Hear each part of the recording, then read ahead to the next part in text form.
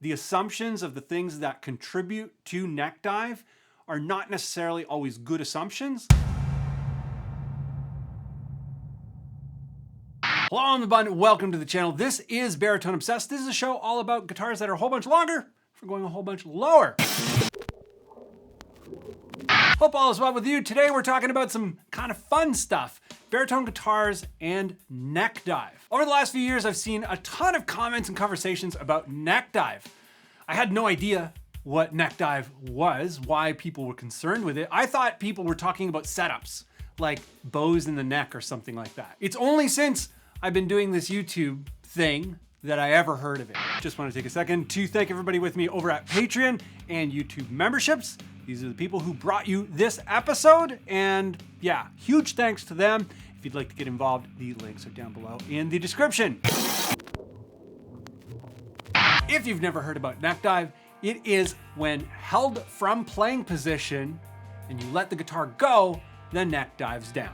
Because there's been so many comments and direct messages and emails and all this kind of stuff, does this model and that model, do they neck dive? I'm gonna take a look at all of the guitars I have here. I have 7 models here currently. I'm gonna take a look at all of them and try and see if there's like a thread that contributes to neck dive. There are a lot of popular assumptions why guitars do or do not neck dive. What I found in trying all the guitars I own is those assumptions are not necessarily true.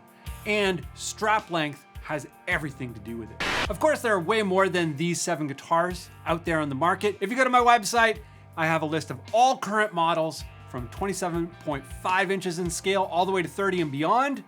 So if you're looking for current baritone models, all of them that are available, they are all there. It's over 30 models.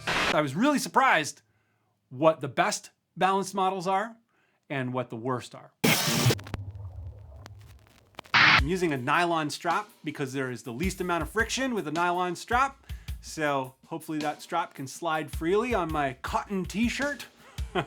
I've plugged the cord in to all the guitars. Some people are gonna be like, oh, that little bit of weight difference of the cord being plugged in is gonna make a difference. I'm like, well, let's plug in a cord for every single one. I'm using a coily cord, using the exact same strap length for every single test. I'm doing all of the long straps first and then all of the short straps after. I'm gonna edit it together so it's long strap, short strap, short strap, but the strap did not change from guitar to guitar. So there's no adjustments for better or worse results. We're gonna start out with the ESP LTD Viper baritone. It is 27 inches in scale, and the popular assumption surrounding this guitar is that SGs are always going to neck dive. With a long strap, it absolutely dives. With a short strap, does not seem to be an issue. The interesting bit on this model is the body weight is significantly heavy. Compared to a regular SG, a Gibson SG, they are very light and very thin body. This is a thick body and it is very heavy. And even though the body is very heavy, it is not compensating for the neck dive. The PRS SE Mashak, 27.75 inches in scale. Assumption, PRS are well-balanced guitars and they do not neck dive. Well, with a long strap, that is totally true. Long strap, pretty darn good, and short strap, absolutely brilliant.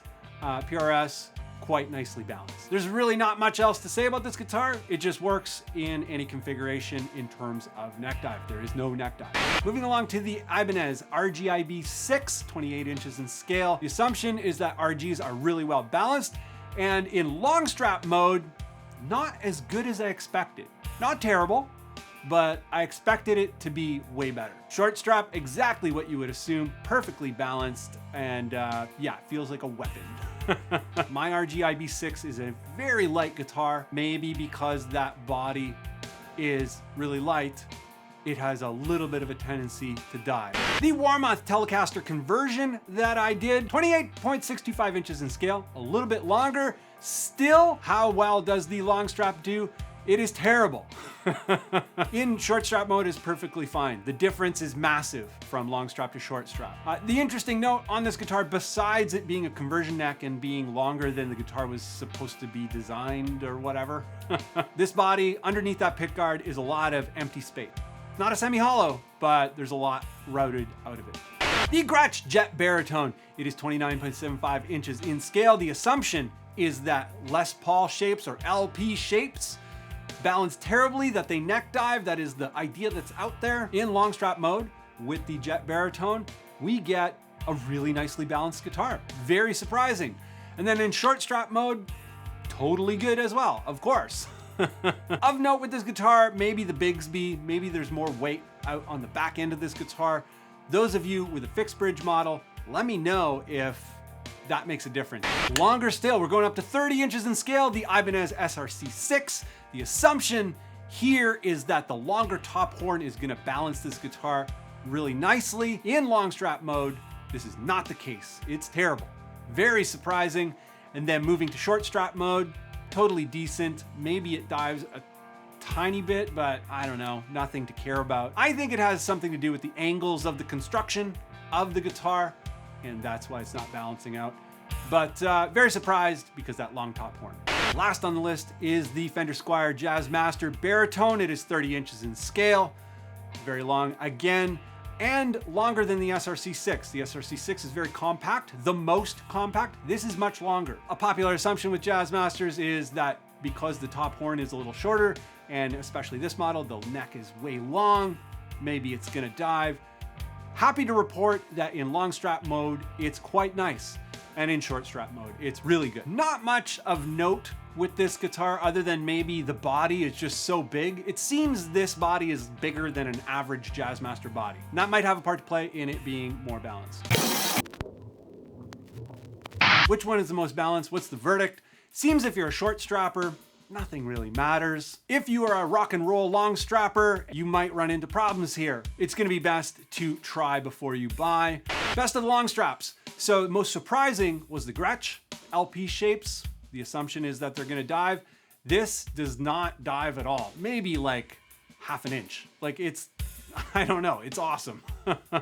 Best of the best is the PRS. Keeping with the tradition, PRS makes beautifully balanced instruments. Don't know about their single cut guitars, but definitely these double cut guitars seem to be great. The worst of the long straps would be the Tele. And not surprising, it is a conversion neck, so it's a longer neck than the guitar was designed with. In addition, it has a short upper horn, and the body is really light, so not surprised there. And the most surprising worst of the long straps would be the SRC6. It has that long upper horn, goes out to the 12th fret. It's a super short 30-inch scale, like it fits into a regular gig bag. So for it to be bad with neck dive on a long strap, I was surprised. Short strap, not a problem. Not sure if there's a hard verdict here, but what I can say is the assumptions of the things that contribute to neck dive are not necessarily always good assumptions, and you're best to try before you buy. There are a bunch of different factors that can contribute to a diving neck, not just the obvious ones. Not surprising.